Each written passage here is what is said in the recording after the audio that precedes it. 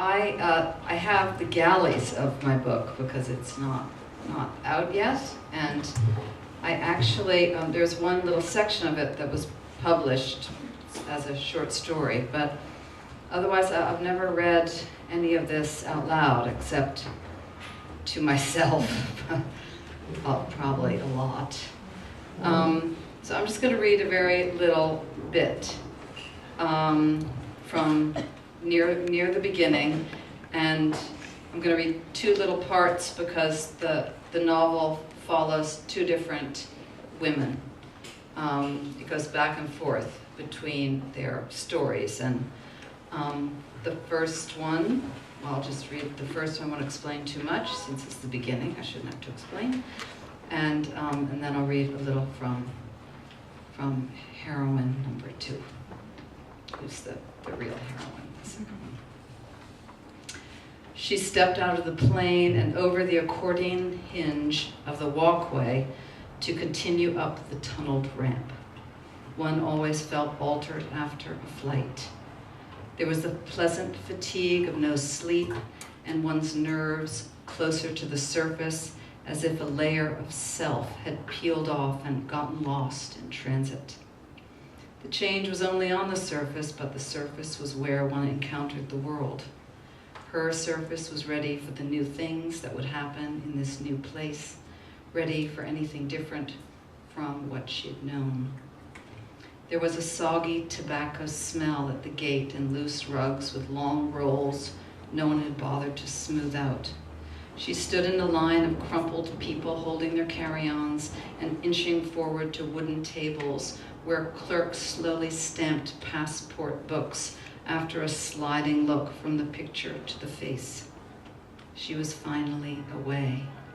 She couldn't remember the last time she'd felt the expansion, the air humid, the door opening, dawn light reflected off a hammered linoleum floor as she descended an old-fashioned staircase to the black carousel, empty of baggage.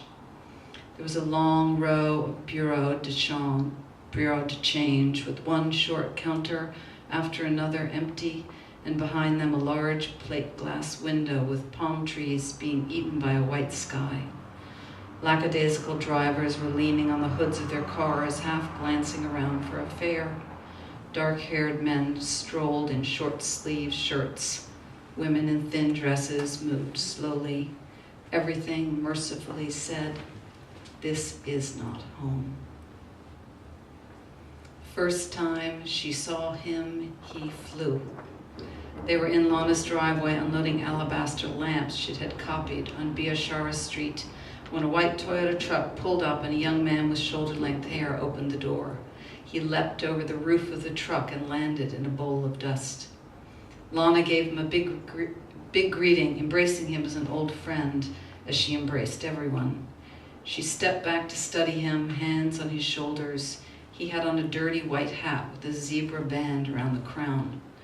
"Nice," she said, flicking the brim. "Jane, come meet Harry." Jane set down her crate. "Harry, Jane," said Lana. "Jane, Harry."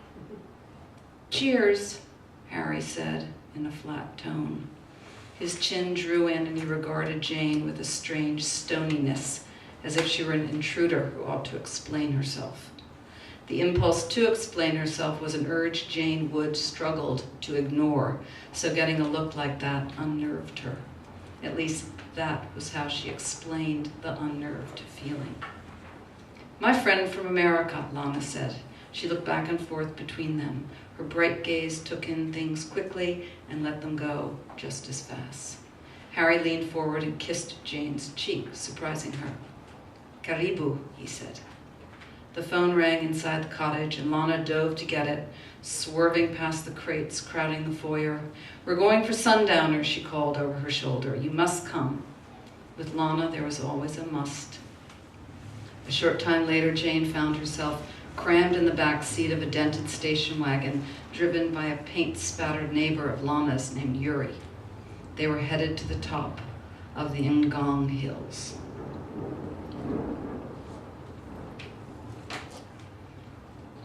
And this section is called Esther. I sit among the girls in the shade of a tree not so far above my head. It is peaceful with their voices in the air talking quietly. It might be birdsong for all I understand or care. I think I will never be close to anyone again. We are just now supposed to be drawing pictures of things we would like to forget. You can see why this is strange. We must think, in order to draw them, about those terrible things we would rather remove from our minds. We are told that drawing such things will help us remove them. Instead, I am drawing the tree past the work shed toward the field. It has a curved trunk and resembles a woman twisting to look over her shoulder. Today I woke with a pressure on my eyes, pulling my forehead. I thought, perhaps I am getting a cold. Maybe I am. My mind is uneasy. Since being away, I am used to my thoughts being disrupted. They have cracks in them. I remember in a soft way, as in the distance, how it was to be whole. Nothing. It was like nothing. You just had wholeness, you did not feel it. I would not have known it was there if I had not become as I am now. It has offered me a perspective. It is interesting how one can understand a way that one was only after one is another way. Beside me, the girls' heads are bent close to the paper. They use ballpoint pens and pencils, which are better if you want to erase. Red pencils are often used for the blood and the bullets. At night, the bullets were red. Holly is beside me. She leans on a cardboard cracker box. She has drawn a house with a thatched roof and doorway, her house. Soon she will add men with pangas, a chair on fire, and her lute broken on the ground. She was practicing music when she was taken. Holly's from the county near Ongonko, not from the town like me. I am from Lira town, which is not far, just a day's walk. Past the picnic bench near the shop, the boys are together there drawing. I see that one, Simon, with them. His back is to me with his bad legs straight out. When he was shot, the bullet was near the bone, so his knee is not so good. He swings his foot around when he walks instead of stepping straight. The scar looks like a crack in a window with jagged lines coming out from a shiny pink center against his dark skin. The scars on us are not straight. Simon is good at drawing, so his drawings are tacked up in a bicycle repair. A high chain link fence follows two signs of the property here, and there's a wooden fence with pieces fallen out of it along the driveway. The playing field has no fence, but one side goes beside a marsh. We are not fenced in. Here is not a prison, and still we are not permitted to leave. I am not so good at drawing.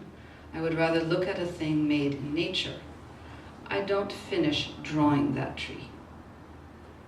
Our camp is called Kiryandongo Rehabilitation Center, and we are, during the dry season, a dusty circle cleared in the middle of tangled bush a little ways off the Gulu Road. We have a parking area for cars. One belongs to Charles, and the truck fetches food and supplies. The van is to transport children, but it is broken at this time and has not been used since I have been here. Holly is in the upper bunk beside me. She has decorated her area. From the ceiling strings dangle empty boxes of close-up toothpaste or fortified protein, an eye drop bottle, a box of Band-Aids. I have no decoration. Underneath Holly is May, who is pregnant, due in a month. Her parents do not accept the child coming and have not visited May.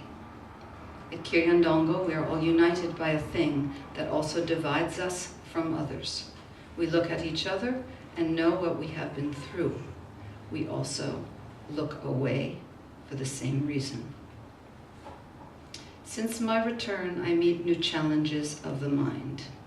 I have decided to forget everything that happened to me there, and so look forward to the remainder of my life. I am not so old, 16. My life could still be long.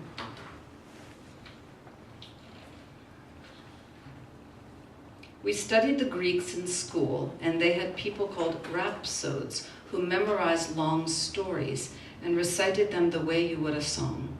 The long poems were epics. At banquets or by pools, people would sit eating grapes and drinking from goblets and listen to the rhapsodes sing. It was not a song with music, but the rhapsodes still sang. They sang of heroes and of journeys. When they ask us to speak, I cannot find the words. What I have inside is for me to look at alone. Who else can know it? Not anyone. I cannot say it out loud. How can one tell a story so full of shame? I listen to the others talk and understand how they struggle. We knew the same things. I stay apart to make peace with it inside myself, if I am able. With the rebels, I learned that inside is where it most matters, in any case. I am one of the abducted children. Did I tell you my name? I am Esther Akello. Thank you.